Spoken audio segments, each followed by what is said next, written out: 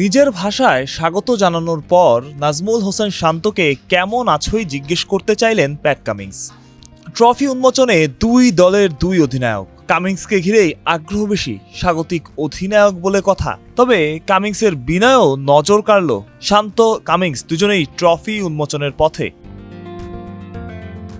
দুজনের হাতেই হলো অস্ট্রেলিয়া বাংলাদেশ 2 ম্যাচ টেস্ট সিরিজের ট্রফি উন্মোচন। তারপর ফটো সেশন, দুই অধিনায়কের হাতে কাঙ্ক্ষিত এই ট্রফিটা।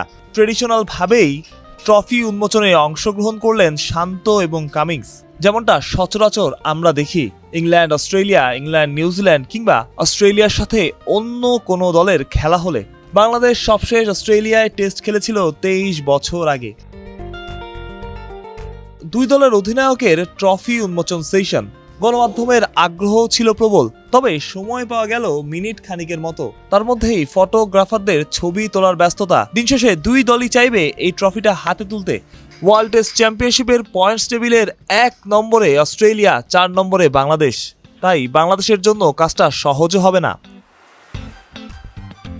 বাংলাদেশের জন্য বলতে হয় হারানোর কিছু নাই। তবে এই ট্রফি উন্মোচনে আসা কিংবা ট্রফি উন্মোচন করা, ফটোশুট করা, এই সবকিছুই পূর্ণতা পাবে যদি ম্যাচে বাংলাদেশ ভালো খেলে। বারবারই একটা কথা উঠছে, জয় পরাজয় ছাপিয়ে টেস্টটা কয় দিনে শেষ হবে? বাংলাদেশ মাঠে জবাবটা দিতে পারবে তো? মাহরুজ প্রত্যয়, বিডি ক্রিক টাইম।